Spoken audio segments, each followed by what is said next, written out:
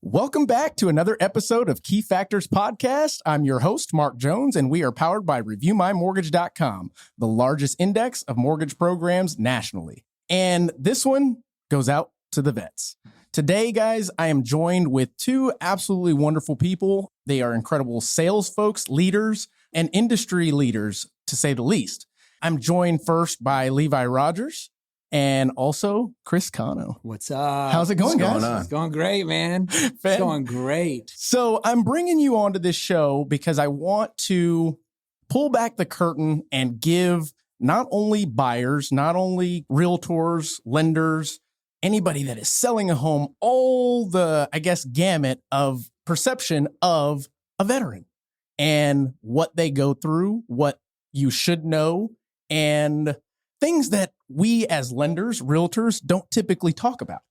And I'd first like to start with either one of you want to introduce yourself and tell us where you came from, because I know who you are, but the folks listening, and keep in mind the idea is for it to go national. They don't know anything about you guys. So I know both of you have pretty incredible stories. Levi, you want to kick us off? I'll kick it off. Thank you for the introduction. Thank you for having me here. I appreciate being on here with Chris as well. And so thank you for doing this for the military and veteran community. Absolutely. My name is Levi Rodgers. I was an Army veteran, severely wounded in Afghanistan in 2009. That's what brought me here to San Antonio, Texas. And I have a wild transition story. Won't get into all of that. However, the VA loan and utilization of VA loan changed the entire course of my life. And what's neat about it, it served as a catalyst for me to find real estate and to get into real estate. And what happened with it is one by one, step by step, is turned into a pretty good business. Over the last 10 years, we've built a company that this year we're about 125 agents on the team. We're approaching $1 billion in sales at 21. We're going to be close. I don't know if we'll hit it, but we saw a whole bunch of real estate as well. And a huge focus of our business is helping the military and veteran community to utilize their VA home loan benefit that my friend Chris talks about, and we share that passion. That is awesome. And I want to just kind of spotlight something. He said billion with a B, you guys. So we're close, he knows a little something about something. Yeah. All right. It's impressive, guy. Yeah, absolutely. He's humble. Chris, what's up, man? How goes it? Mark, I would have, if you would have told me this was going to be the first time we were going to be on a podcast together, but I think people have been waiting for this moment. For Levi, a minute. People have been waiting for us to, so this is an awesome thing. Mark, kudos, dude. Thanks for caring enough about your program to get people with some validity in the expertise. I've listened to a couple others and I've enjoyed them. I'm surprised. I didn't think I was going to like them. It's pretty good, Thanks, man. Yeah, Thanks. No offense, but also, None taken. Great job. So I served on board fast attacks, submarines. I'm out of Pearl Harbor, Hawaii, born and raised on the southeast side of San Antonio. The kind of guy that grew up standing in line with mom, getting the free milk, free cheese. Your typical little Mexican boy joining the military, wanting to make dad proud. So I did that. Serving on board fast attacks, I realized a lot of the guys in the military, they weren't getting out and building wealth. And so I just started to get this stigma like, crap, what am I going to do when I get out? Move back to San Antonio, drive a dump truck, haul dirt. And I met a chief who kind of changed my life forever, asked me, what are you doing with your VA home loan benefit? From there, I was able to purchase a home on the island of Oahu, which turned into 8 that I still own today. That's awesome. And I don't say that to impress anybody, but to impress upon them. Facts are facts. It wasn't just the VA loan. It was a chief that was asking me tough questions about what I was doing with these things that we earned serving our country. I got into the industry. We started off a small group, about 20 of us, which now we employ about 320 people or so at our organization.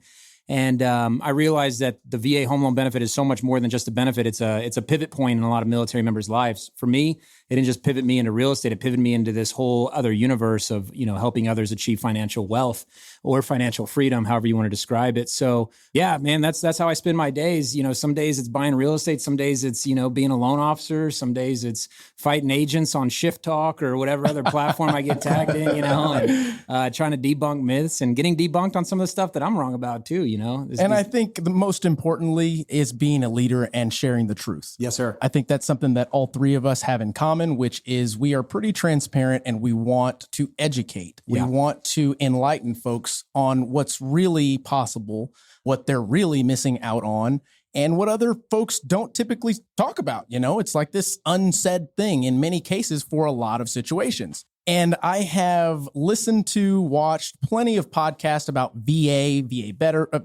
benefits, things of that nature. And I'll be honest, they're all boring. They're boring. You're sitting there and you're just like, oh, I'm going to shoot myself in the foot because it might be less painful. And this one, I want to make sure that we don't leave anything out in a short period of time. I don't want you guys to feel like you have to shorten your answers or things like that. But I want to kick it off with, let's talk about the veteran in general. Let's talk about what access does a veteran have to purchasing a home? If you want to start us off. Sure. So anybody that serves in our country, whatever branch of service you're in, the VA guidelines were written with the intent to help you obtain home ownership, right? It all got established with the GI Bill back in 1944. Congress was like, man, we've got all these people going out to serve in one of the greatest wars ever. They're coming back not having the same assets that those civilians who weren't fighting had. So, there was this unequalness on military members owning land versus people who weren't serving. So, we were given this benefit. The only problem is it's been a really just kind of crappy benefit for a long time. A lot of people weren't using it, and it's evolved into what it is today, which today, if you're a service member that has served 90 days during wartime, you have this thing called a certificate of eligibility. Now, this addendum just came into place recently because the actual VA guidelines state that you need 2 years of continuous service. And so that's one of the things I kind of wanted to quickly highlight is these things change so often that if you listen to a podcast like you're talking about, Mark, 2 years ago, you didn't know about this update. You didn't know that now it's just anybody who's served our country 90 days during wartime or 181 days during peace has entitlement. So you got a lot of our friends that are going out to, bank number 1 or bank number 2. They're reading old guidelines saying, hey, you haven't done 2 years yet. They kick them to the streets and then they come and stumble across somebody who's got updated guidelines, right? So it's a benefit available to anybody, any man, woman, Army, Navy, Air Force, Coast Guard, Marine Corps, Space Force. 90 days, you serve our country, you got a certificate of eligibility. That's awesome. And I think most may still not know, but that is 100% financing. These veterans, when they first get out, talk to me maybe about your story, just briefly. You don't have to go back. I just want the transition of when you got out of the military, you had VA benefits, income-wise, and then it was time to buy a house. So what was that like when finding that stuff out? Yeah, so for me, it happened a little bit different. I bought my house when I was active duty. Okay. And it was a $58,000 home at Fort Bragg, North Carolina. And I thought I was getting in a situation I couldn't get out of, but it turns out it was a great situation. And fast forward 12 years later, eat the bomb, wake up in Texas. And my problem was I didn't have a job and I was looking for work. And I sold that house in North Carolina. And that's when I realized, wow, this real estate stuff's pretty good. Right. And that was my story, I was able to find out the benefits and the power of the VA loan just through my own experience there. And then that's when I jumped into real estate myself to just go ahead and help others the way I was helped and when I was a young soldier. And so, that makes sense. So that's how I got into it. Gotcha. So, and as you were saying, I want to this is for the consumers out there that are veterans. You had mentioned when you got out, you weren't working, you're probably receiving disability, something along those lines. But Chris, if you can illustrate for someone that is getting ready to retire, doesn't know what their retirement, may not know if they're going to get disability and doesn't have a job lined up. What do we tell those folks, Yeah. So that's actually a really good question. And I think originally the question you were asking, I kind of understand. I think a lot of people, Levi, and correct me if I'm wrong, they don't know what a veteran is. Like, are you a veteran when you're out of the service? Are you a veteran while you're in the service? Because I think there are a lot of people out there that think that you can't use your VA home loan benefit while you're serving. They think it's a thing that you go to you join the VFW when you get out of the military, you order a pint of beer, you tell war stories, and you use your VA benefit, right? The GI Bill. Right. And I'm like, no, dude, I got 20-year-old E4s with BAH using their benefit. And so, to answer your other question, Mark, I think whenever you start preparing to get out of the service, I think people need to understand that by the time you realize you want to buy a house as a veteran, it's already too late. because there's things that a mortgage professional needs to get you prepared for, things that we need to start working on today. So I tell military members, regardless of what your plan is, whether you get out next year, whether you have a job lined up, whether you're going to retirement, it doesn't matter. Get pre-approved. Explain that situation to a professional, because the truth is, if I were getting out of the military in 3 months, most veterans would tell you there's no reason to buy a house if you're getting out so quickly. Now, the VA wouldn't even allow that to happen. You got to have 12 months in front of you before closing. But Correct. I would buy a house if I knew that I were getting out of the military in 3 months, because I would have done the math to know that whenever I'm moving away from that house or getting out of the military, I can still put renters in there to offset that mortgage. So regardless of your stance in the military, whether you're getting out in 20 years or getting out in 20 minutes, it's always good to speak with a mortgage professional and figure out how to utilize your VA home loan benefit. And you mentioned something there that I also want to spotlight, which is most veterans don't know that if you don't have 12 months on your LES, letting you know, you don't qualify because our qualifications are based off of continuance of income. Absolutely. Yeah. 12 months of continuous. You have to either have 12 months left on your EAOS date on your LES, or you have to intend to re-enlist, which requires a letter from you, a letter from your supervisor saying you're eligible. Can't be just like a chubby kid who's not passing PRT getting kicked out, who's not even eligible to re-enlist if they wanted to. But yeah. No, that makes perfect sense. Shout out to the chubby military members out there. Y'all keep it moving. You need love too. You need love too. Keep it moving. Absolutely. So now we've talked a little bit about the consumer perspective things, and we'll continue to dive back and forth with that. But I want to kind of dive into what we as professionals should know when dealing with a veteran. A lot of times you've never dealt or had a customer that is a veteran. We've got listeners out there that have no clue about what we're talking about other than VA loan 100% financing. Right. And when dealing, let's talk from a realtor's perspective first. Now you've already mastered it and are coaching your team to do so, but what are some things that a realtor should know about a veteran when dealing with them? Well, I think that the first question we always ask is, do you have a disability rating? And if you do, explain some of the benefits. Here in Texas, you have the 100% exclusion for the taxes for 100% disabled vets. And so that's a huge one right there. And then making sure that the people that we connect them with also share that expertise, whether it's a loan officer or whether it's a title company that's used to helping close veterans, whatever it may be, make sure that the team of people that we link them up with know what they're talking about as well. And then we ask them their goals, just like any other buyer. Hey, what are your goals? What do you want to achieve with this? And we take it from there and help develop a plan that's going to help them win. I think that there's really not much difference. It's a buyer that wants to go out there and win, and they're utilizing a VA loan home benefit. And, I think for the real estate professionals, if we make it important to service that client and make sure that they have a win,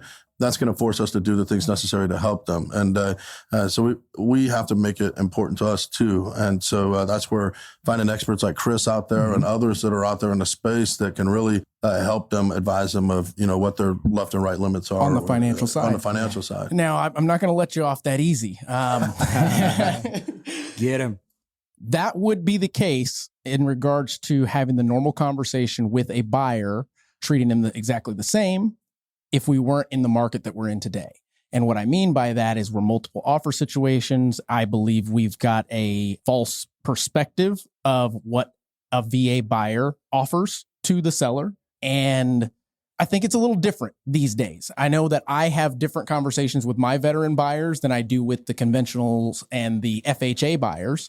And that's simply because of what we've experienced thus far and I'll say it, I'm not going to accept a VA offer because it's going to appraise low, or they're going to ask for these types of repairs. And I can talk about the appraisal side of that thing. And Chris, you can as well. But from your side, are you training or talking to your team about what's going on in our market? Well, I think that oftentimes the first answer for a lot of real estate professionals is to try to coach the veteran away from the VA loan, which is something that we do not do. I think that so that's first and foremost. I do set the expectations that, hey, you may run into some turbulence in this. We may find ourselves competing. How much cash on hand do you have? We look at the contract and we identify the power that third-party finance addendum has to where we can go ahead and put the contract price at one price and have the max, the minimum loan amount as another price, so that we can display to the listing agent, hey, listing agent, this is what's going on here. This is the advantage of the VA loan. We talk about Tidewater and why that's an advantage, not a disadvantage. Agreed. And we talk about how the veteran can waive some of the repairs if needed. There's a lot of tools out there for the veteran to stand out as a positive as opposed to a negative. And the biggest thing I think is people have this false perception that there's a different valuation method with the VA loan versus a conventional, et cetera. Value is value. Many of these appraisers that are VA fee appraisers they're working for the VA. They're also doing conventional and FHA as well. And so the value is value, Absolutely. And so that's a huge thing. The only difference would be the WDI needing the termite inspection. A lot of other loan products don't require that, but that's not a big deal. I mean, if a house has termites, any loan, any lender, any buyer is going to have a problem with that. So that would be my answer to that one. No, that's it. No, that sums it up. And to bring it back over to Chris and myself, talking about the appraisals, I want to get real raw with this because there's folks out there, and I see it all the time on Shift Talk. And at this point, I've stopped. I've stopped fighting that fight. Yeah, stop tagging us in that. Yeah, you guys figure it out now. Exactly. We said our piece. We say that's it, and we actually agreed on that. So on this, from the perception of a lender, we see appraisals on every program all the time. And from what I've seen in the last, let's say 2 years, actually, is VA appraisals have been appraising higher than conventional and higher than FHA. It's good. Yeah. I don't have that data. That's good to hear. Yeah, we're winning. We're pulling out in front. That's good. The truth be told, Levi, you said it, man. A guy who's appraising a house at 4 p.m., he can go appraise a house at 5:30. The 4 p.m. can be a conventional. The 5:30 can be a VA. It's the same person, the same human being. It's actually highly illegal to give value different based on loan product. There are these things called NPRs that a lot of real estate agents don't familiarize themselves with out of Chapter 4 of the VA guidelines, out of the VA pamphlet 26 Tax 7, Chapter 10, 11, and 12, which discusses appraisals and minimum property requirements for VA. So, a lot of the hiccup that I see when I get an emotional real estate agent that calls me and says, dude, I knew I shouldn't have accepted this dang VA offer. I knew they were going to make a deal out of this home. I say, calm down, take a deep breath. Let's look at this appraisal together.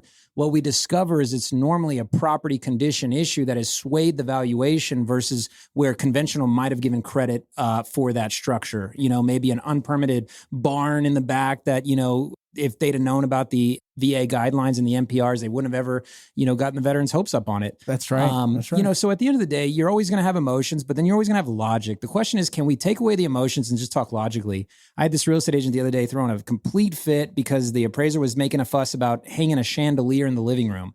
And they said, I knew I should have gone conventional. I knew I shouldn't have gone VA. The appraiser's making a fuss about a chandelier in the living room.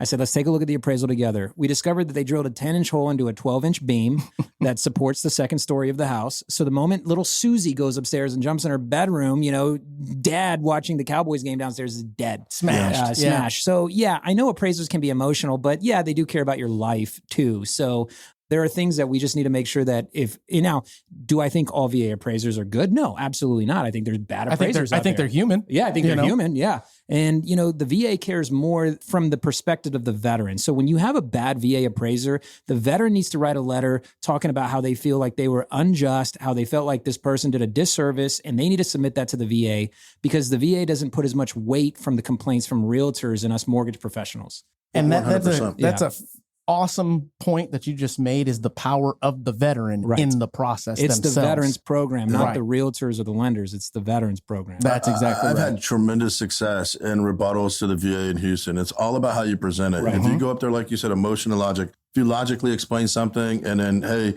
coach the veteran, say, hey, I need you to write a letter. Here's some of the things I recommend. But you got to make sure that's what the veteran wants as well. Sometimes real estate professionals or mortgage professionals will start putting their interest, and we can't do that, right? Sure. And so we have to, is that what the veteran wants, especially in those Tidewater situations? Does a veteran even want to notify the other side that Tidewater's in play? Does a veteran even want to fight for it? They may not to, they may not want to, And I'll compare it to, let's say, as a lender, having a conversation with an underwriter. You're going to go to them with the facts. You're not going to go to them with all this emotion because they don't care about the emotional side of things. Right. But if you go to them and present it in a way that is digestible and you're their friend, you then begin to achieve a relationship with that department, like you said, in Houston. And we've dealt with them many times. And it's always a good interaction unless we get somebody that's new. And that's just anywhere you go at the end of the day. You know, Mark, you understand it. And good lenders will understand these guidelines change so much, but so does the market. The market changes a lot. So I can't sit around and I had to get checked a few times where people were like, you know, hey, dude, the facts are the facts. VA offers aren't getting accepted. Figure it out, or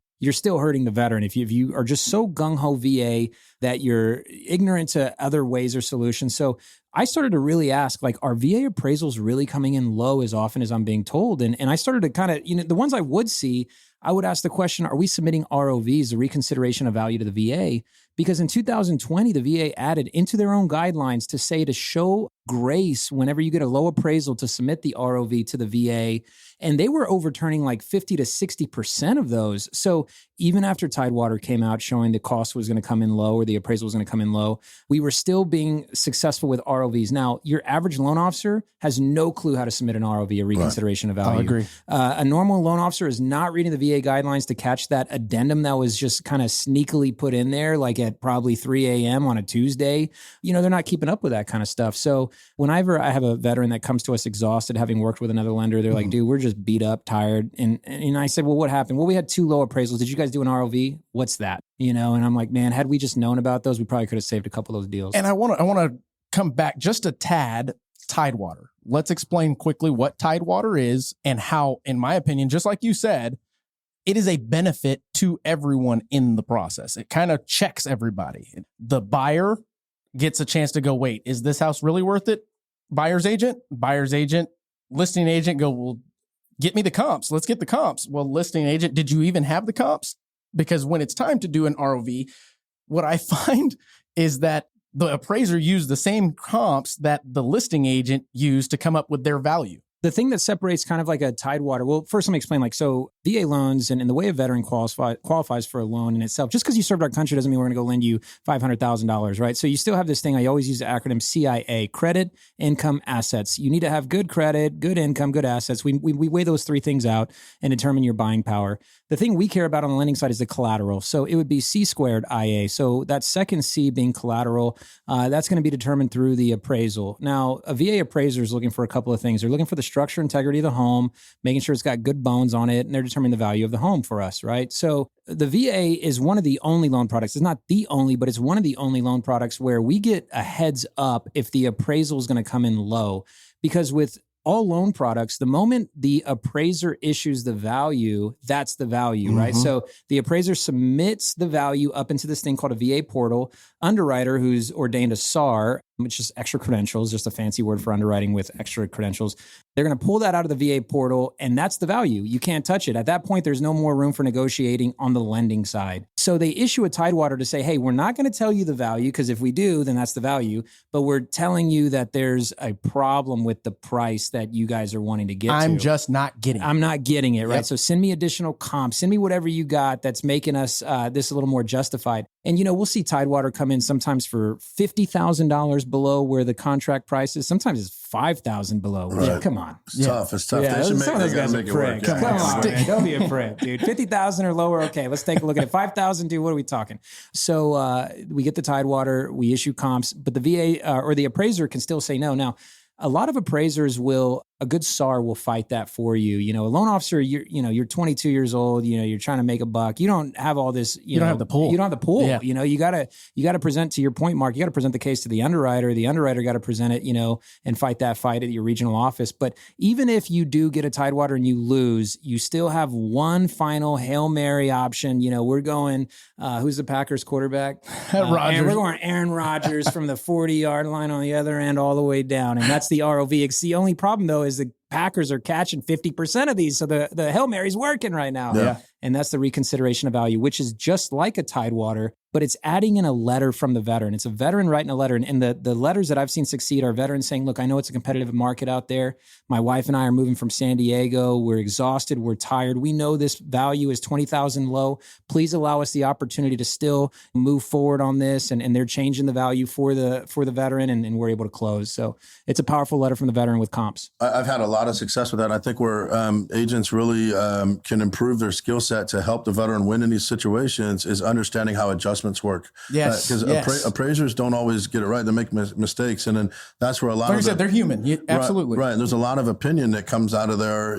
We're fortunate in our company to have an analyst team that they're desktop appraisers. And so they help us figure that out to find gaps where the appraiser may have a different opinion. Yeah. They may adjusted, X when they probably should have did X plus Y, which changed the whole course or their selection of a comp. And so there's a lot of opinion there. And if you're able to go ahead and you put that in a very professional manner, easy to read for the VA, oftentimes they side on the side of the veteran and make it happen. And that's where helping explain that to listing agents out there that possibility exists, because that possibility doesn't exist with a conventional. Absolutely. Mark, let me ask you this, Mark, on this, because not to make it, but you probably understand it. Like, how much does a veteran need to be involved in all these things that we're talking about? So appraisal comes in low, veterans like, oh, my Tidewater, what's Tidewater? I don't even know what that is. ROV, what is that? Like, in my opinion, we typically don't notify them of the Tidewater just yet. We're talking to the professionals saying, hey guys, and this is why I brought that point up, is the first Tidewater many years ago that I received,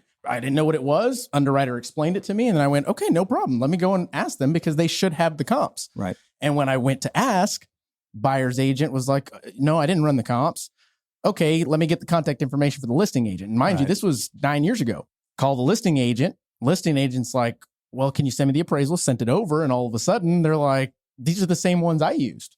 Okay. So my challenge, what I am asking of any realtor out there listening, you get your first appraisal in from your closed loan, closed deal, look and study the appraisal. Because if you're coming at any lender with any kind of rebuttal on anything, know what you're talking about. Know what we're talking about when we're talking to you about these appraisals. Right. Because is it possible that maybe instead of the appraisal coming in low, the listing came in high? Yeah. Do people say that? Do people say that? Like I put that in one of my presentations and I had so many people offended. I was like, you always hear about low appraisals. 100% of the time it's a low appraisal. Yeah. Nobody's ever like, hey, Chris, just calling to let you know the listing came in high. Yeah. Oh, no problem, man. Listing agents make mistakes too, right? Yeah, like absolutely. I'm not going to crucify them the way we do. An appraisal's an appraisal. The value's the value, right? Well, I think that there's a perception out there that, value is determined by the highest bidder, and so I think that that's the perspective that the agents and the customers that are selling the houses will always have. But then if you can't pay for it, well, then there's no sale. So you know what I mean? It's just like if you're at an auction bidding on paintings or whatever, and then it comes time to pay and you don't have the money, well, it's going back on the auction block. That's right. Sure. That's exactly right. How much leverage, Levi, do you give or brevity do you give? So like if you're listing a house and it comes in $10,000 low on a VA appraisal, what's the conflict with having to cancel that transaction, put it back on the market, relist it, go find a new buyer and hope that next appraisal comes in at value? Like, do you guys give that any weight on the real estate side? Well, yeah. And always we'll go ahead and advise to the seller, getting a back on market's a huge black eye, and now regardless of conventional, VA, FHA, doesn't matter. These folks are going to look at it, what happened here. And it's very easy for an experienced buyer agent to see in the listing history, if it went pending and the deal died day 28 of a 35-day close, well, now they know with a high probability it's probably an appraisal situation. So it's always best and less expensive for everybody to go ahead and settle and work it out. Yeah. Right. I agree. Yeah. I don't get why agents are so quick sometimes to put a bullet in the deal. Right. Yeah. They're like, well, we're just going to walk. And I'm like, well, hold on, time out. They're like, look, if the lender doesn't kick in at least 1.5%, and I'm like, okay. I'm going to go out on a limb here, but I feel as though it is the listing agent that is fearful of losing the seller when it comes to that, because they already made this promise. They've over promised and under delivered. Right. And like in most cases, they didn't use the comps to come up with the value. They used emotion, or they used the capture of the deal to come up with the value. Does that make sense? Or they felt that, they're sitting at the table, they're sitting with Mr. and Mrs. Seller, and they say, we want to sell our house for $500. And then they just say, okay, sign here, let's do it. Versus saying, hey, let's look at the comparables and let's make a logical decision here. Your best route of getting 500 may be listing at 475 to attract more people in a lower price point that exposes to more people. And drives it up. Therefore, you drive it up. Right. And then that may be your fastest route to getting what you want, but it's your decision. But a lot of real estate agents will just go ahead and get it signed, but they won't take the time to have that appropriate conversation beforehand either. Absolutely. And I think same concept as Well, the previous agent that we just interviewed that left our house a moment ago, they actually said that they could sell it for 505. Oh, well, then I'll do it for 510. And now all of a sudden you're focusing on something completely wrong, because the idea is we need to educate them. Be honest with them. Tell them the real truth. And this is why this is going to happen and why you shouldn't hire me if this is all you're concerned with. The one thing I think we saw in the last couple of years in this market, and like my example in regards to what's the value, asking Levi, like if you're selling a house for 500 and the appraisal comes in at 490, it sounds like let's get this deal done. You know, we reduce comp, you know, whatever we need to do, but let's get it done. What we don't see is the buyer, the veteran buyers, we don't see that there's a backup offer for 530. Waiting, you know, so as soon as this deal falls apart, maybe there's a better offer in the back corner, or, you know, a conventional offer that came in waiving the appraisal, you know, some sort of appraisal clause or some situation there. So, you know, the buyer, although it doesn't always make sense to us because we have, you know, the vantage point that we have and we see, what we don't see is, you know, like I see a lot of builders, you know, I'm like, builders, we're losing this deal over a $5,000 low appraisal. It makes no sense to me, not knowing that because it's been built for 6 months, it's gone up in value 40, 50K. They wanted to cancel in some regard, you know? Correct. So, and I think that right there is something that should be noted is perception of that is probably reality in the case. Right. No, it is true. Unfortunately. So that was all the information, in my opinion, from the selling side of things. I want to take it back just to the veteran themselves when it comes to buying, and then we'll jump into a couple of different portions of that. But benefits, the disability benefits, you had mentioned it, but I want to dive into it a little bit. When it comes to a veteran and they have disability benefits, there are additional benefits that come with that from the loan standpoint, from the property tax standpoint. Can you guys go over some of those? Yeah. All right. Thank you. Yeah. I mean, 100% disabled vet in the state of Texas, no property taxes. And one of the things too, a lot of lenders out there that specialize in this will take that account into their qualification as well in terms of setting up the escrows, you know, so it's an absolute nightmare to go down to the county post-closing, then get secondary, whoever the loan is sold to go ahead and restructure the escrow accounts. And so those are questions you should ask.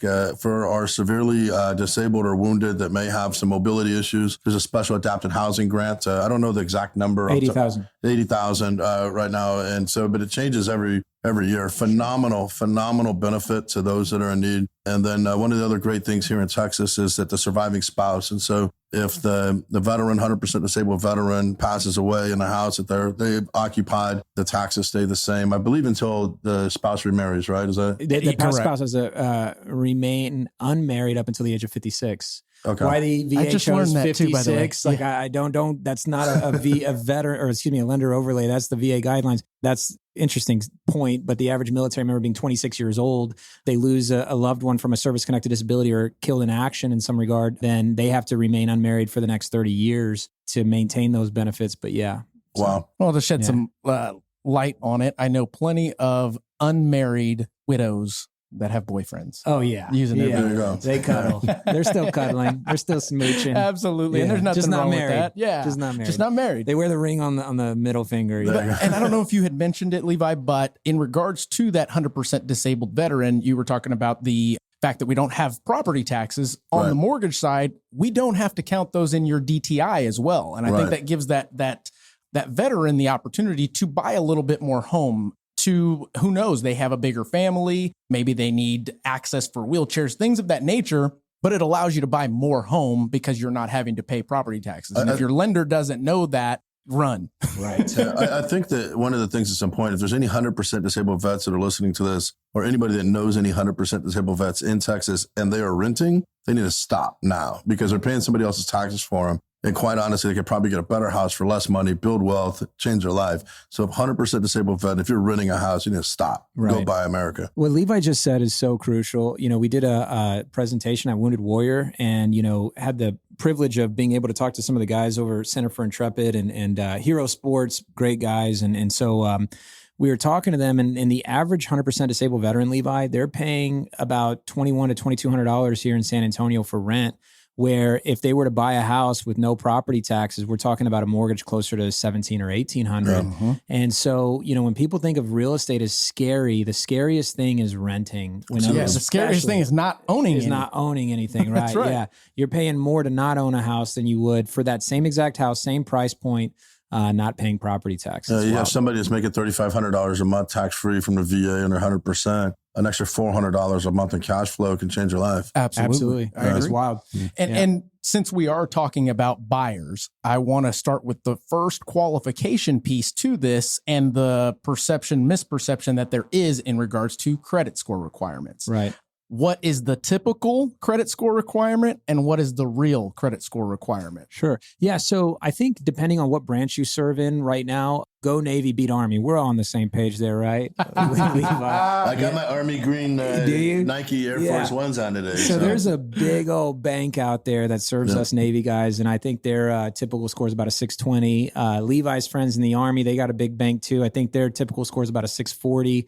So that's unfortunately kind of one of the biggest stigmas that floats around out there is that you need a 620, 640, and there's nothing in the VA guidelines. So keep in mind, the way the VA loan works, it has VA guidelines. So when you, a buyer, you, a veteran, walk into a bank, you're trying to borrow money against something written in the VA guidelines, but then you have lender overlays. So lenders are allowed to impose whatever credit score they want, right? So if you're working with a lender that requires a 620, you go in and apply for a VA loan and you don't qualify because you have a 598 credit score, that person's not allowed to tell you don't qualify for the VA loan. They're supposed to tell you don't qualify with us because that's their policy, not the VA guidelines. So the VA doesn't have a credit score requirement. That's where overlays come into place and whatever lender, whatever risk they want to take on, it's entirely up to them. Absolutely. And you do, veterans out there, realtors out there, lenders, there are mortgage companies that will go down to basically match the FHA requirement at the time, which is typically 580 to 600. Right. And they may require months of reserves for that bracket of credit, but you're still able to get that. And it has to do with the investor's appetite for what they're willing to accept at the time. And those requirements do change from time to time. So truly trust your lender when they tell you this is the requirement at the moment. We just helped a veteran that have a 547 credit score. Wow. And, we had a real estate agent call us and she was frantic. And, this veteran had already sold their house. Your typical, you always first got to fact check those stories, right? Every frantic agent that's like, oh, I got a buyer and they've already sold their house. It's falling apart. And the other, very rarely did they really already sell their other house. They're living in a hotel, 1 bedroom, 10 kids. But this one was true. And so this veteran, he's a Marine, 100% disabled, got cancer while serving in the Corps. And so he had a 550 credit score. He was working with a lender. The lender thought that he would just do a repull a couple weeks before closing and then that they would have fixed it. And they did a repull and it didn't happen. So we get a phone call, we take a look at it, and we saw about a year and a half ago that the wife had been missing a lot of payments on just some simple items. And so we asked the wife, hey, what happened here? And she said, in this season, I quit my job to make sure that my husband attended all his chemo with the VA. And the chemo did so much damage to his bones that he had to go through a hyperbaric treatment process to restore the brittleness of his bones. So all that took a while. So Chris, I missed work for a while, got behind on some bills. For us as VA lenders to say no to a Marine who got cancer while serving our country and that being the reason why he couldn't now use his VA home loan benefit, we weren't going to take that. So I call the VA. I give them a heads up. Hey, just want to make sure that there's no issues. You guys will in fact guarantee this loan. Of course, Houston regional office says what back they always say. Relationships. Yeah, back to the relationship. I say, Chris, that unless there's any sort of reason for fraudulent activity or anything, we're going to guarantee the loan if you guys underwrite the loan. Now, our underwriters, to your point, Mark, they're looking for investors. Do we have a place for it? But it doesn't matter because at the end of the day, there are people that will house loans like this if in 12 months you can sell it. Correct. Or, refinance them down the road into a more sustainable type package. So we were able to close on that Marine that day, understanding that you have guidelines. Yes, you have investors. There's always going to be somebody that will say yes and a lot of people that will say no. It's just having somebody that understands where to put that loan. Because it's more than a loan in that situation. It's a family already going through a hardship, and to say no to them to use their benefit who've given 100% of their health to it. 100%. And that says a lot about you, Chris, because I'll explain to you guys what actually happens in some cases in loans like that.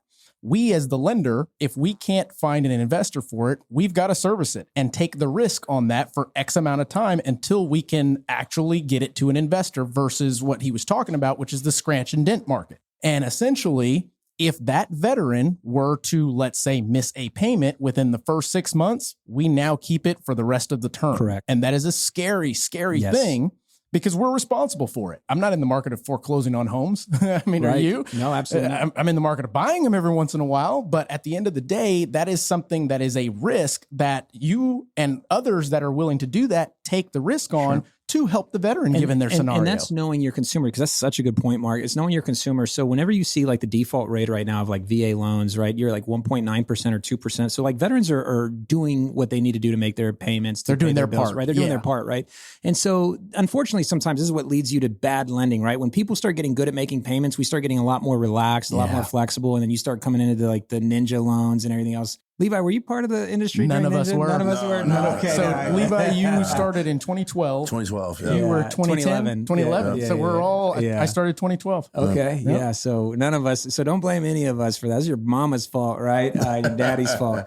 But, there's a reason to take a risk on these veterans. There's a reason. So you're right on the scratch and dent. You're right on having an appetite. We had to fight. We had to fight with our investors and we have to fight with our owners and a bunch of other guys to say, because, if you have to hold on to this product, you're holding on to it. We're not in the business of holding real estate as lenders. Right. We're in the business of offloading this stuff and moving on to the next one. And I think that's what's going to differentiate, because most military members are coming with baggage. They're coming with their own issues. I mean, you got guys that have been deployed for a year, 2 years. Of course, they stopped making their express payments, or their Abercrombie and Fitch payments or their Victoria's Secret payments. Of course, their significant others went and started dating maybe somebody else. I mean, we see all these stories that can happen to a family when one person's away from the other. And a lot of that hits financially. Correct. So if you don't figure out a way to have an appetite for it, then you're not really a VA specialist. You just do VA loans. I and love that's the way fine. that you put that. Yeah, that's truly fine. Nothing wrong with That's a that. good point. I like that. So let's see here. We've talked about the selling side of it. We've talked about the buying side of it.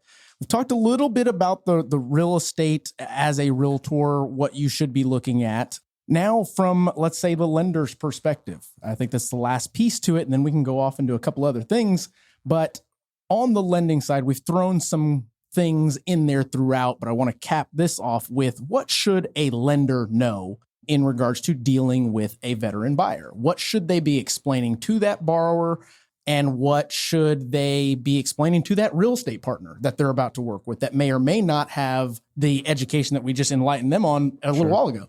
This is a perfect environment. So if I'm the VA or the veteran buyer, Levi, you're my real estate agent. Mark, you're my loan officer. And I know what I know now. I'm going to make it pretty clear to Levi. Levi, I don't intend to stay in San Antonio for the next 3 years or past the next 3 years. I could get rotated. I'm currently serving in the United States Armed Forces. So please don't worry about selling me on backsplash, on cabinets, oak, cherry, all water fountain in the front, cobblestone driveway.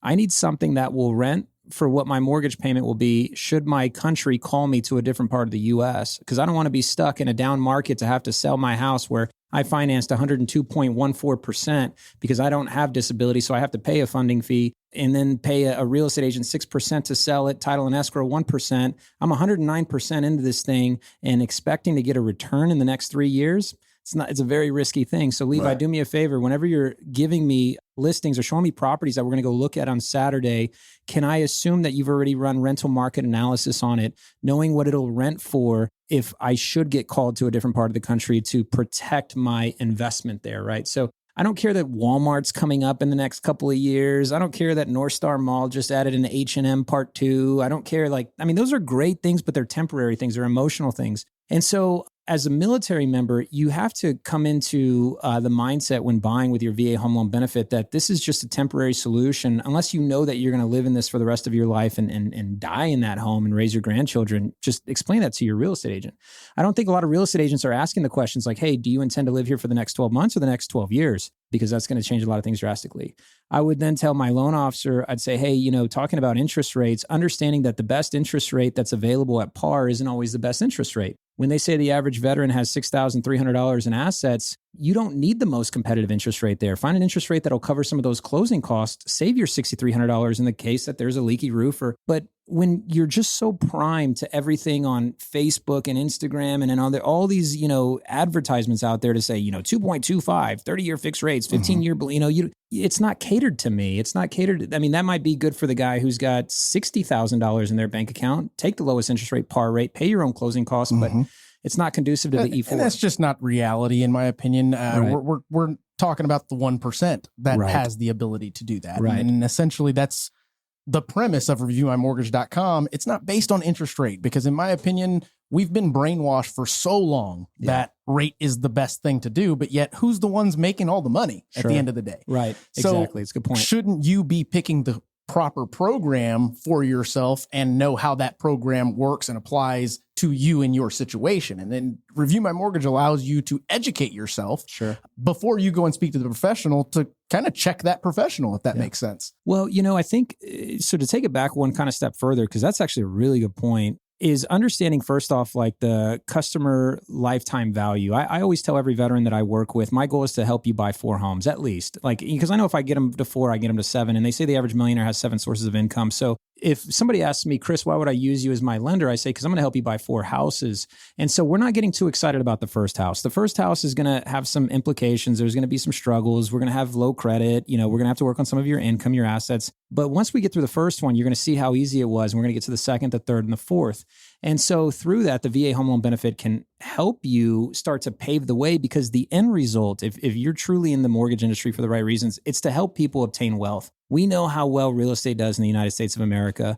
We know that real estate is a great vehicle to owning a piece of the country that a lot of us have helped defend. The question is, why are we making this so isolated to just the first transaction? I could care less that we're dealing with the first transaction. I'm talking about 6 more after this. So suck it up, Buttercup. Fix your credit. Go get yourself a second job. Work overtime, because we got 6 more to do after this. That's right. The VA home loan is not sexy. Real estate is sexy. The VA home loan is a vehicle. Let me help you. Mortgage is not sexy. Not sexy. It's boring, because nobody in 3rd grade, whenever it was like career day, what do you want to be when you grow up? I want to review tax returns when I grow up. Like, I want to look at W-2s and I want to circle all the large deposits to prove that you're money laundering when I grow up. Like, that's also why we all look older than what we really are. Right. Just so you guys know. Yeah. The goal when you grow up is to become financially free. And a lot of military members, we've been answering the call for a long time. We've been following a plan of the day, the agenda, being told where to be, when to be there, what battle gear to wear whenever we get there. That why do you want to play that game again when you get out? Yeah. Establish yourself to where you can say yes to what you want to say yes to and no to what you want to say no to. And you can't do that if you're always working for someone. 100%. That's factual. Real estate is a vehicle to freedom. I think that, just a cap on it, the transition out of the service starts at the enlistment. So many of our people don't realize that E3, E4, they can start buying a chunk of America. They could do it. You're exactly right. And I've seen so many E5, E6s that own several pieces of real estate in several states in America. So let's dive right into that point specifically, which is, first, what is the max? Because people still don't, and I've spoken to lenders that still don't understand the idea of entitlements and the way that they've changed recently. Sure. And then we'll caveat, or we will parlay that into multi-units, multiplexes, things of that nature, because the idea, and just like you mentioned, I think it was probably my 3rd year once it clicked, wait a minute, we can show these people how to build a mini empire is what I call it, because at the end of the day, being an entrepreneur, the only way you're going to become wealthy is if you invent something, work your tail off, and use your money to invest in real estate. Or have a wicked jump shot. Right? I mean, the boiler room, right? Yeah. That's awesome. You can marry the money.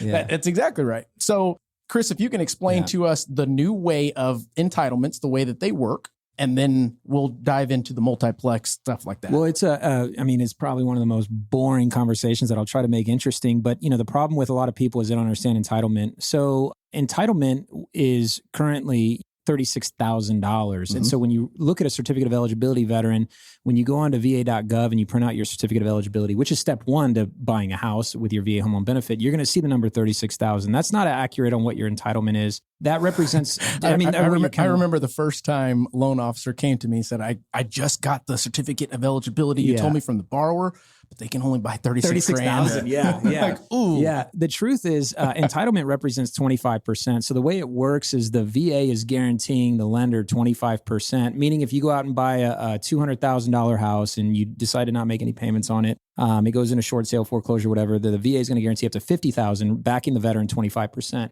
So you take the $36,000 and you multiply that times 4. So the actual limit for the veteran on their entitlement is actually $144,000.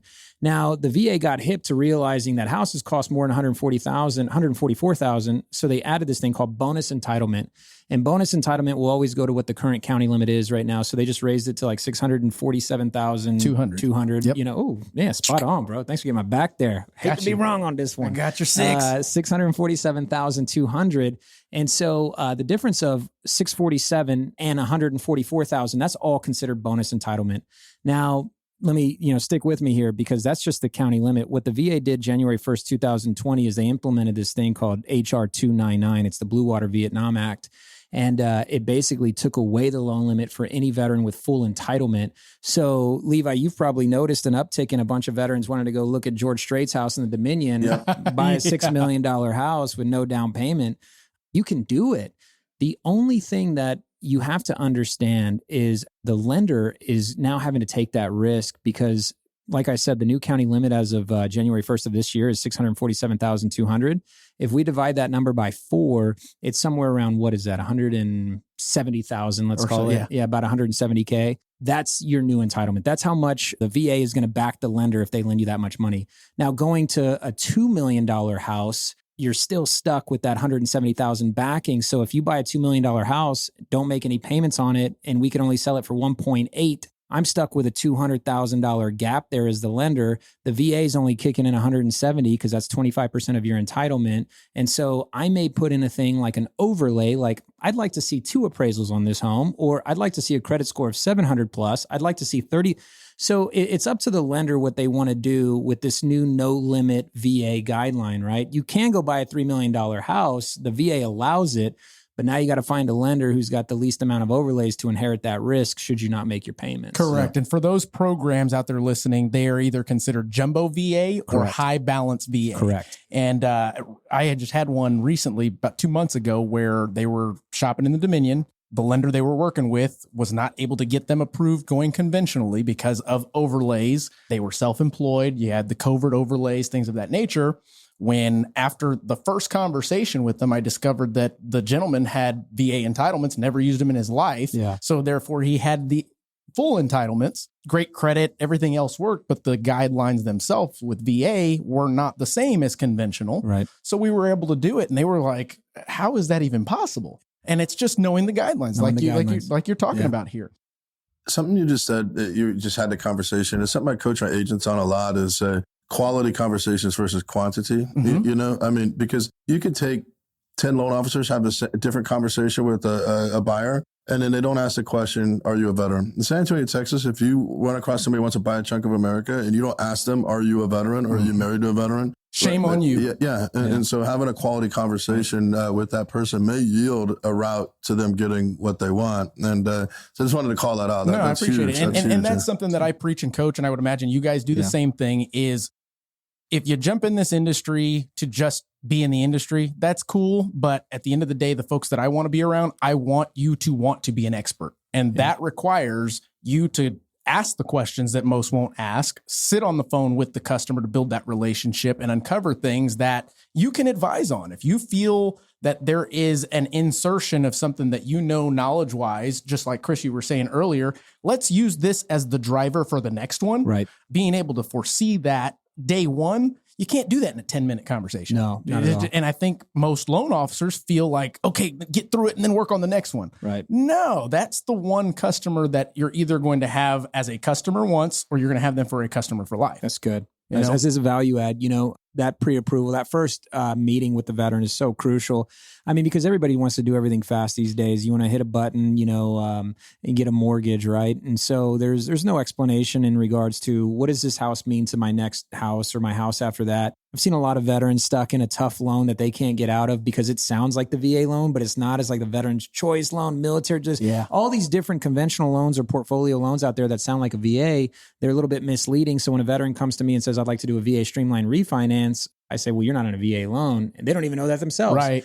Usually we try to just go too fast through this process. And, I see commercials out there that now are promoting it. Like they're making I won't mention the name of the bank, but Talking about the cartoon commercials? no, it's with one of Key and Peele's guys in it. I'll say that much. I know exactly what you're talking about. They're using terms like PMI, and the borrower's like, and Key or Peel or whichever one it is, he comes in. Is not a licensed lender. Yeah, number one. Exactly. He's almost making it look like, buying a house is boring.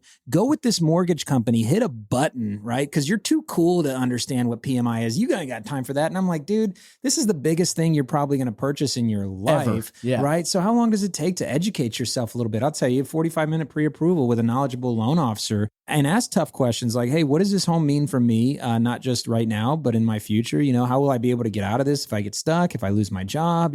Understand what, tenants in common means, tenants in the entirety, understand the title stuff. It's boring, but it's not whenever you need to know what it means, I agree 100%. Or when it needs to be leveraged or brought up. And you look silly when you don't bring it up, but that customer goes somewhere else, or that realtor that just got advice from you goes somewhere else and they knew and you didn't. Right. It's shame on you. The only person you can blame is yourself. Oh, my mentor didn't teach me that. No, they showed you where it was. Right.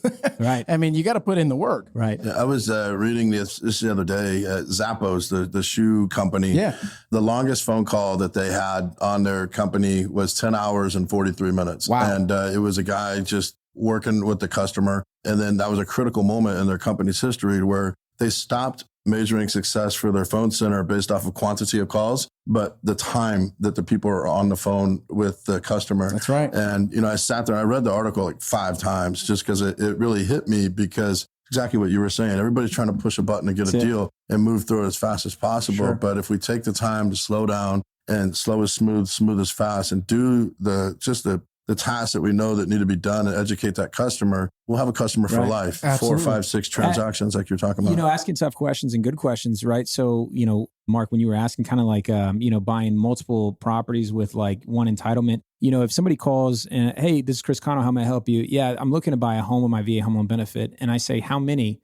And they say, well, just one, I think, right? But now you just got them thinking. You got them thinking, right? That's right. Well, one today, but what is your plan down the road? How many properties do you intend to own in your lifetime? We're talking about it now. Yes, sir. And now they're asking questions like, well, can I use my entitlement more than once? How would I leverage, buying the first place and then being able to get into the second, the third, and we're talking. So just asking the right questions that are thought-provoking to the, average 23-year-old Marine or sailor or soldier, And I will say that it is possible for a lender, for a realtor to maybe go through a transaction fully surface level with an FHA conventional buyer. But with a veteran, you need to dig deeper. There's so much to potentially uncover, not even just in way of investing, but knowing about the veteran and what they should expect, what they should be looking out for. You can't surface level with a veteran. I'm going to say that, Right. So I want to jump into quickly multifamily, utilizing multifamily, some veterans, some buyers, some realtors don't know that if they meet with a customer for the first time, that's not even something that they add to the home search when they go to do that. And that in itself is starting the driver for what is soon to be the mini empire, like I call it. Right. Chris, you want to talk about the multifamily? Yeah. So, going up to a fourplex, if you're a veteran wanting to buy a house and you occupy one of the units, renting out the other 3 is absolutely doable utilizing your VA home loan benefit. Duplex, triplex, fourplex. A lot of people don't know about like CPR, land condominium property regime out in Hawaii, where you can buy a 10,000 acre lot, subdivided up into 3 properties, slap a home on each one. It's been CPR'd. You got to get it on the VA approved list, but you can totally do that. So there's all sorts of this flexibility that you can use your VA home loan benefit for. But even, Mark, like aside from like buying a fourplex or something, I think a lot of military members don't know that you can also take advantage of buying like a 4-bedroom home as a veteran, right? So if I'm a veteran and I buy a 4-bedroom home, I'm not married, I have no kids, I'm renting out the other 3 and I'm charging each one $1,000, $3,000 on a $2,700 mortgage. So I'm not kind of isolating myself to just go look at a 300 square foot efficiency or a little, condominium. I'm smart, because a multifamily can be inside of a single family. Absolutely. And that's a, I guess, great point that you bring up is we don't realize that in jumping into this purchase thing, that you can rent those spaces out Absolutely. to someone. Absolutely. The guidelines are specific to you can't buy with a non-veteran. You can't qualify with a non-veteran, but that doesn't mean that a non-veteran can't live with you. Correct. So Yeah, exactly. So, the situation there is you got to qualify for the home. If you have no experience in renting out property, you can't come to us with a lease, let's say, and say, hey, I got 3 guys ready to rent out these other 3 bedrooms of the house. They're going to pay this much. Can I use this income to qualify? The answer would be no, because you have no experience as a property manager or no Schedule E's on your tax returns to prove it. But if you qualify for the home by yourself, you absolutely can rent out those other 3 bedrooms. In fact, I did that. I bought a house with another sailor. He ended up getting discharged from the Navy. He was stuck. He went back to California, used his GI Bill to go to school. And I felt stuck. I was like $3,000 of a mortgage as an E5, and BAH in Hawaii then was like $2,700. But I didn't want to use all of that for this mortgage, so I put a renter in there for $1,500 a month. And I accidentally stumbled into the fact that you could do that. I mean, out of like urgency, like Sure, shit, I gotta pay do this something. bill, gotta Yeah. do something. And so when he started doing that, I was like, wait a second, I should move out of my bedroom and charge another $1,500. And now, now I go buy a second home. And that's what I did. I bought a second, and it led to the other, 6 or 7. But from there, I kind of stumbled across this fact, but you're right, Mark, a lot of veterans aren't talking about how to buy a house and immediately start generating some sort of income, Right. which moves it from the liability column to the asset column pretty quickly. Absolutely. Yeah. I think too, a lot of people will consider, technically 1 to 4. It's a 1 to 4. It's a single family home, Right. 1 to 4, and so it's not multifamily until it's 5 or more. You're exactly right. And so a lot of people in the real estate industry don't even understand that. And right at the top of the darn contract, And you it said says it. 1 to 4. It is derived from the folks like us that don't get it, that Right. don't dig deeper to understand what that actually means or how this concept can be applied. What is literally on every contract that I write. Right. It's the first thing it says. Yep, absolutely. Absolutely. That's good. I want to talk about non-allowables because some people have them, some people don't. Some people don't know what the hell they are. Right. And then I want to piggyback on something that I think we can both shed light on, and we probably both agree on it, having me done the research. Non-allowables real quick. Some people have them, some people don't. What are they? Levi, you want to hit us on the real estate side? No, that's a Chris Cano mortgage question right there. So, it's interesting, dude, because I try not to get bent out of shape about it. No, go ahead. This is a place where you can be get you. bent out of shape. Yeah, hell yeah. So, there's a stigma out there on what non-allowables are. And I think this is probably one of the biggest killers of the VA home loan benefit. And so, in 2020, 21, we saw a lot of VA offers getting denied. We saw that. We all understand that. We got into the shift talks, the group talks and everything, and we were talking about it. But the one thing I would tell a lot of listing agents, whenever you're looking at a VA offer and you guys are asking for proof of assets and everything else, I think you're doing it wrong. I think most listing agents first off need to ask the question of what is the residual income of this loan, right? The VA loan is a budget-based loan. When you as a listing agent ask the question, what is the residual income on this VA loan? You're forcing the veteran to explain, something that they may not even know themselves. And lenders need to explain that. The second component that kills a lot of VA loans, I'm sorry, the reason I even brought that up is because most VA loans die from residual income, right? Yeah. You get to the last couple of weeks, you realize a loan officer didn't run the residual income properly. They forgot to put in 14 cents per square foot to calculate, utilities, and it kills the deal. So that's why I'm saying that. So agents, protect yourself. I'm not all like, just accept every VA loan, even if they fall apart. Like, no. Accept the good ones, the ones that are working with good loan officers, ask them what the residual income is. The second component is the non-allowables. A lot of listing agents don't want to accept VA loans because they think their sellers have to pay for these VA non-allowables, not even really knowing what they are. The fact of the matter is, the way I put it, and I'm probably going to get challenged for this in a bunch of different ways, That's but all right. I put it simply. I say there's no such thing as VA non-allowables. The only time VA non-allowables come into play is whenever you're working with a lender that charges 1% loan origination, because the VA guidelines state that a veteran cannot pay more than 1% of the amount being borrowed to something that is of cost. Not to mention, veterans, side note, you don't pay real estate agents. If an agent's ever charging you for something, you're totally getting hoaxed. So We won't bring up the transaction fee. Yeah, absolutely. Yeah. So when you start getting into what are non-allowables, you're talking about termite reports, you're talking about points, you're talking about different things, septic inspections, whatever. Now, most sellers who think that they're, most agents, listing agents who think their sellers have to pay for it, it's not accurate. The VA guidelines just say the veteran cannot pay for it. The veteran is not allowed to pay for it if they're already working with an institution that charges 1% loan origination. If you're working with a lender or a bank that doesn't charge origination, the veteran absolutely can pay for their own termite. They can absolutely pay for their own points, their own septic well, whatever other, depending on the state that you live in, non-allowables there are. And so also who can pay for it is the listing agent can pay for it. That's the right. buyer's agent can pay for it. Anybody can pay for it. But what we're talking about is a bill of like $1,200. So we're killing a lot of deals to a lot of service members that have done 2 tours in Iraq, 1 in Afghanistan, people who fought overseas for $1,200 because we don't understand really what the cost of non-allowables are. Correct. And it's mind blowing to me that when we slow this down as a lender, talking to a real estate agent, like, dude, first off, what do you think the non-allowables are? And we start adding it up and they're like, well, I know it's termite. I know it's, they really don't know. They don't know. They don't know. And I'm like, you almost said no to this impressive 23-year Marine over $450. That's right. On this one specific transaction. Not to mention you're working with a lender that doesn't charge it. So the Marine can pay for it. So, and we'll normally put it out in the special terms of the contract saying we'll accept this VA offer in agreement that the seller is not, required to pay for a single penny of the veteran's closing costs. Absolutely. Write it in, type it up, do whatever you need to do to give you a warm and fuzzy at night. But to have said no without being educated, that's a travesty. So, and I think a lot of that comes into play because of market conditions we're in right now. In 2012, we totally were getting, different. we VA loans with $8,000 and 12A1B, all day, That's right. Dude, you even got the number. Yeah, 12. I'm going to sharpen my accent. Start saying 12A1B. That's right. I know that number well. No, but you are 100% correct. And I want to shed light from our perspective. For example, there are lenders that charge it, lenders that don't. And for us, it has to do with how much the company is making on the back end of the mortgage. True. I'll be honest today.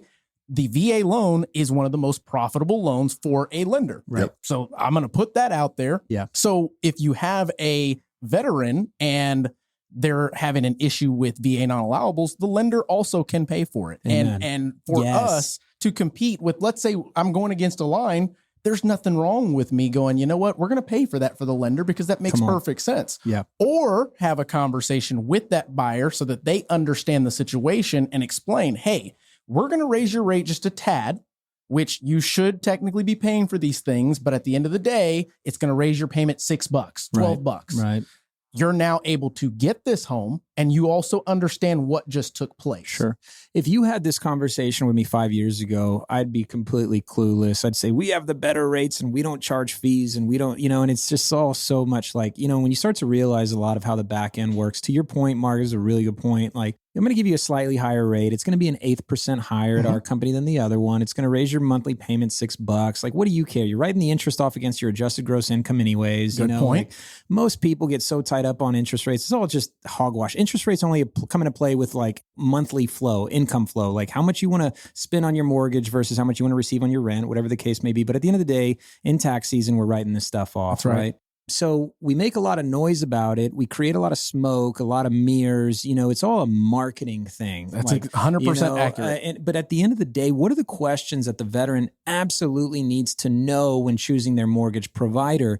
First, can this person close my freaking loan? That's a damn good question. On time, all the time. Come on. That's right. Yeah. Because, dude, I mean, if we were going, Bank of Kansas would be taking all of our money. I mean, if we really gave it to like the cheapest person in the U.S., if we were all built on rate and fees, none of us here would have it. It's some little podunk town and some little 2-man operation. Grandma's, churning butter, husband's doing loans. Like, there's always somebody with less overhead. There's always somebody who can go deeper in their pocket, bigger margins that can be more exploratory with taking market share. But you have to, And that being said, I will add, you should get what you pay for. Right. The concept behind it is you get what you pay for. Well, you don't always get what you pay for unless you ensure that you get what you pay for. So you should get what you pay for. And what I mean by that is if they are going to be a little bit higher priced, or if they are going to have to be a little bit higher than the competitor, they better have the experience to advise you, to show you how Chris was saying, how I'm going to show you how to build your empire starting today. Right. Did the other lender do that? Or was it just a paper pusher trying to go through onto the next? I'll tell you this, I ran out of my VA entitlement after home number 2. So on home number 3, I went to Navy Federal and I got the Veterans Choice loan. So I know all about it. I was able to finance up to $1 million with no down payment. They only had an adjustable rate mortgage for it. And so I went through it. They gouged my eyes out, man, in fees. But at the end of the day, that home has $250,000 in equity, right? So I don't care that I paid an extra $6,000 there, you know? And I think, you know, even right now, for you listeners listening, if you Google net worth of a homeowner, Google will report that in 2019, the average net worth of a homeowner was $247,000. The average net worth of a renter is $6,100 or something. So we're getting so caught up in, you know, the best lender to save $2,000 or $3,000 that we're missing the $247,000 statistic of the net worth of a homeowner, right? So I used to be that guy. Like literally you could roll tape of me in 2018, 2019, talking about no lender fees, rates, and work with all this stuff. But I just realized it's all bullshit, dude. At the end of the day, go buy a damn house, work with a lender that you can trust, somebody that educates you, somebody that's going to ride with you through this whole journey that can help you get to 6 or 7 properties. It doesn't matter what the logo on the door is. Some banks have great loan officers. Some have horrible loan officers. Just work with somebody that's going to get it done. Yeah, know? Absolutely. I agree 100% with that. I think I'm going to say it. This is the reason why things are changing or have changed, because for years and years, realtors have been the ones putting the marketing dollars into the market. Big banks have been the ones putting the marketing dollars into the market, but the realtors, obviously what they do, and you need a realtor in order to get a home, which that's why we partnered with you guys. And then you've got big bank that when they need loans, they turn the knob down. And when they're too many, they turn it right back up. And essentially that is all, I'll call it a brainwash for many, many years. But I believe that the generation that's coming about is more about education, more about what we're talking about here, are wanting to know the things that we're talking about here. And folks like us are giving it to them. You know? Absolutely. I mean, because there's so much abundance out there. There's so much opportunity. You know, whenever you look, Levi, you know, that only 14 to 15% of our military use their VA home loan benefit. There's 85 to 86% of a pool out there, right? And so everybody's fighting on Zillow, Trulia, all these platforms. And you do good on a lot of those platforms, Levi, you know, that a lot of us are forgetting about that pool of veterans that are sitting there, not even knowing what they don't know. And so, you know, we're just trying to build a narrative, a story. And if I have to create a marketing thing that says we charge no lender fees because it's going to wake up a veteran to say, well, what the hell does that even mean? Then we've captured them. We can educate them. But I think the people that are wrestling over the same 15%, we're not putting a dent on the big problem, which is 85% who don't. Like, what are you doing to blaze a trail? What are you doing to go and all that costs money, you know? So there's some months where our rates are higher. It costs us money to go educate in Tennessee and Virginia. You know, it costs money to run a business. The whole thing is, you got to be fair. You're not intentionally trying to gouge veterans' eyes out. You're not intentionally trying to take advantage of people. No, we all got in the industry after all that bullshit happened. So truly, when people say that, it's like, guys, if you knew what we go through just to get a loan through in regards to compliance, you wouldn't say that. And Levi, you guys are seeing it on the real estate side now, right? Like you're starting to see, you know, even real estate agents discounting. And, I mean, before it was just us lenders. We had to struggle with that, like trying to win realtors. Oh, our rates are better than that company's rates. Work with us now. And you're starting to see the realtors creating comp plans too. Absolutely. 2% is the new 3%. The new 3. 2%. And it's giving like a percentage to the borrower or the buyer? The borrower or the listing side. You're seeing it out there a lot, you know, and then you're also seeing people that are, you know, doing it 6 or 7. It just depends on the market and who they're competing against and what value propositions they have. And just like you were saying with rates, you know, I mean, there's some lenders out there that are better than others and that are sticking with the long term for that buyer and that client for life situation. And so, but yeah, it's very competitive out there. That's crazy that you're saying that, because for years we've, in our world, talked about margins are shrinking, and it is cyclical. It's when we start competing at a very high rate and then it loosens up again, but then it'll happen again. And we're like, God dang, one day this guy is half a point better than me and the next he's right along with me. But to hear you on the real estate side, hearing that margins are shrinking with you guys, that's a testament, truly. Absolutely. Commission compression is the term that we're hearing. That's exactly right. So the last thing I want to talk about before we wrap it up and kind of highlight all these things is the TexVet loan. I have not done a TexVet loan, and I'm going to say at least 2 years. And it has been at a previous company, and it had to do with the timing. Obviously, interest rates were higher when I was using it, and then interest rates dropped dramatically because of COVID and everything else. But I have not originated one in about 2 years. I don't think it's a bad program. It's just not always the right program to use. And the reason I bring it up is because we are seeing rates shift back up on the VA side, on the conventional side, and I just want to prepare borrowers, realtors, and lenders that this conversation is going to start coming about again. Right. And the reason why I say that is I just looked it up today, and we're looking at a disabled veteran, at least, 30%? Yeah. Yep, 30% is able to get a 2.33% interest rate for 30 years, which is damn good. And I think about the scenario because I do, as mentioned, guys, before, VA loans are very profitable loans. TexVet loans is more like a bond program. And if you haven't heard the episode about how rates work or the good, the bad, and the ugly about bond loans, go back and listen to it. The lender and all lenders make less, not the individual loan officer, but the company as a whole make less on the bond or loans like this, TexVet. In the case scenario, that doesn't deter me as the producer, as the leader of what program I'm going to advise to the customer. Sure. But now it's coming back around. So I'm going, all right, if I have a customer right now, and I'll paint the picture for you, 100% disabled, great credit, and they have 20% to put down. Mm-hmm. Right now, if I were to go and shop it, I'd probably end up being somewhere around 2.875 on a conventional loan, great credit, something like that. Okay. And what I found, and Chris, you've probably seen the same thing, but investors aren't wanting to see 20% down right now. Yeah. Right. Yeah. They're like, if I get 20% down, am I going to get a lower rate? Right. Probably with a credit union, but again, it goes back to that paper pusher mentality. Who do you want to work for? Exactly. But what are your thoughts on that? And I think truly that is one of the only scenarios that it does make sense as a veteran is when you can, and most don't know this, you can use a conventional loan with a TexVet. Right. Can you explain what a TexVet loan is? I think a lot of people probably don't understand it. And I have a strong opinion on TexVet, but... Sure. So Texas Veteran Loan comes from the Texas Veteran Land Board. And essentially they allow the opportunity for a veteran to purchase a home at a highly discounted rate. Now, when I say highly, that's how it's marketed. It's not always the case because high is determined by the current market. As mentioned, for the last 2 years, there was no need to even look at this thing because we could just offer them a VA loan or a conventional loan and they're better off that way. Now, I like that you put it that way. I have done 0 TexVet loans. And it is only offered in Texas, mind you. Right. I will tell you that. There's a CalVet. Is there? Yeah. We come across this discussion too in California about offering CalVet loans and stuff. Not as similar, but it's similar. But yeah, you're right, Mark. At the end of the day, it's a bond program. There's all sorts of programs out there, and military members need to be aware of all of them. The 30% that you were talking about, the disability, if you're a veteran with 30% or more disability, that is an absolute good time to go look at the TexVet rate because I know that it is usually about 0.5% lower. Is it fair for me to assume that if they're not 30%, the rate would be about a 2.8? 2.5 discount. Half a point higher, right? Does TexVet still charge 1 point? Is it still 1 point to be part of the program? They actually charge 1 and 1. So it's a 1% origination and a 1% participation fee. Okay. Now, mind you, I'm painting the picture of a disabled veteran, so they won't pay a funding fee. Correct. But you are accurate. Yeah.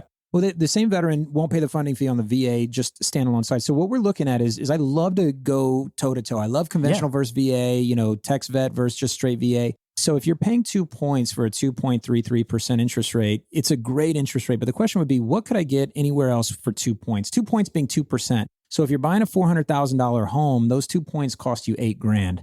If I take my $8,000 to any lender and say, hey, what would $8,000 get me? Would it get me better than a 2.33 or not? Because with TexVet, you're also subject to the regulations and stipulations that come with TexVet, right? Sure. There's restrictions on selling, there's restrictions on how long you have to hold it, et cetera. And so a veteran has to just be educated on all that. If the lender or the loan officer is just flashing like a 2.33% and it looks juicy, but a veteran doesn't understand that you're going to pay 2 points for that. Mm-hmm. Yes, the funding fee's waived, but it's also going to be waived on the VA side because of your disability. Just do a true apples to apples and make the decision there.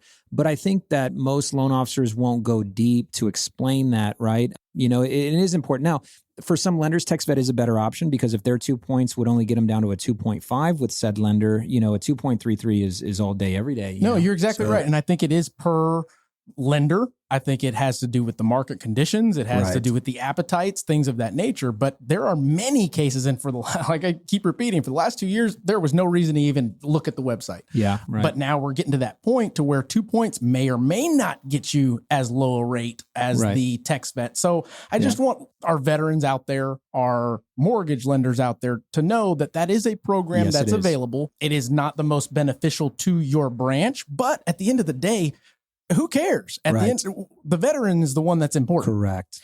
Now, when I say that, that doesn't mean it's always the best option for them given their scenario. Ask the questions. You're the expert. You compare, like Chris said, apples to apples. Take that 2 points and compare it on another conventional loan. Who knows? Compare it on all the loans. USDA, who knows? I think it's also important to just do a break-even analysis, to identify, okay, hey, when does this start getting better? And then you may find that that's 7 years down the road and the veteran's like, shit, I'm going to be in Kentucky by then. It doesn't really matter. To your point earlier about, hey, let's just get the asset. And I think the other thing, a lot of confusion out there when you're talking about text vet is you have the text vet home loan bond program, and then you have the text vet land program. There's a lot of people advertising on the internet that may appear to look like the Texas website. So people need to make sure that when they're looking for the land program, because that's originated straight through the state of Texas, and they need to make sure they're on the right website. On the Texas, I think it's like glow.gov or something. You're exactly right. S3.glo.t EXAS. There we go. Yeah. And then, but that one's originated directly through the state of Texas, and so it's just a lot of confusion out there on that. Yeah. I agree. Good. Well, I mean, guys, we've talked about a lot.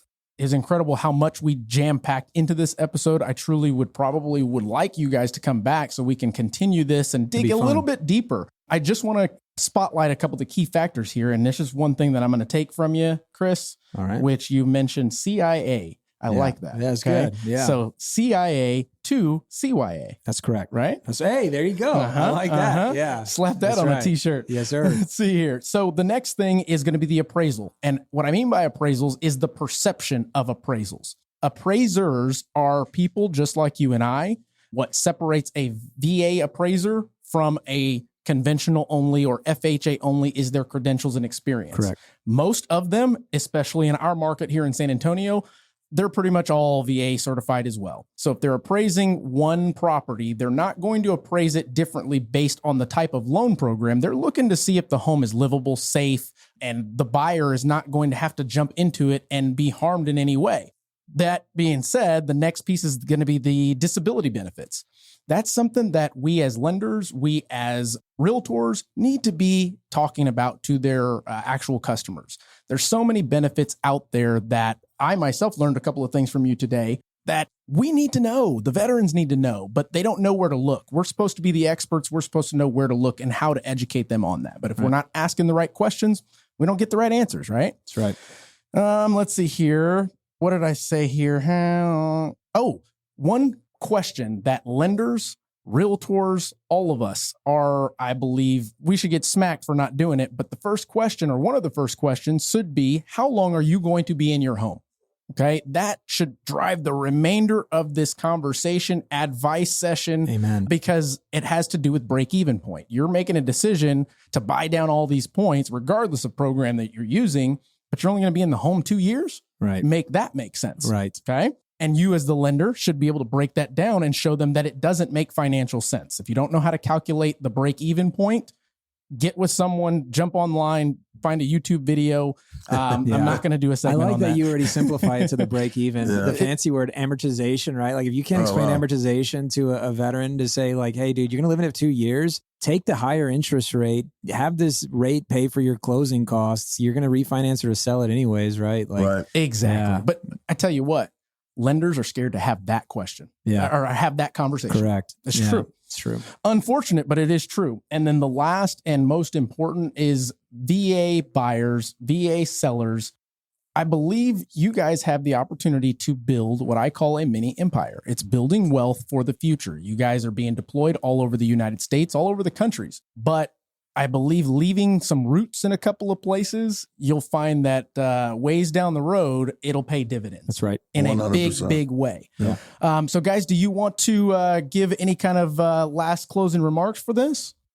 But I think that any veterans out there, anybody that's helping veterans, or know that one, you don't have to be a veteran to help veterans win. Okay, you have to be somebody that's made a decision to go get educated, and then you can help veterans win. And if you're any veteran out there that doesn't own a chunk of America, find somebody to help you own a chunk of America. It's changed my life. It's changed Chris's. Right. It's changed many others out there. And it's truly a pathway for wealth for those that have served, and take advantage of that VA home loan benefit. It's a huge, huge opportunity for people. Right. Absolutely, Chris. I would say to the 85% who haven't utilized their benefit, get busy, make that a goal this year. For those of y'all who have utilized it, Uncle Sam just gave you $100,000 extra of buying power through raising the county loan limit. He also increased your BAH 5% this year. You have more monthly income and you have more to go do with it. Connect with a knowledgeable VA loan officer, knowledgeable VA real estate agent, and start building your wealth with 7 properties. That's the number, 7. That is awesome. Well, guys, if you got something from this episode, maybe it was just a small nugget, but it's something you can take to the bank and cash. Please share, like, subscribe, all that jazz. Always remember, this podcast is sponsored by ReviewMyMortgage.com, the largest index of mortgage programs nationally, and we will catch you on the next one. Thanks, Mark. Deal.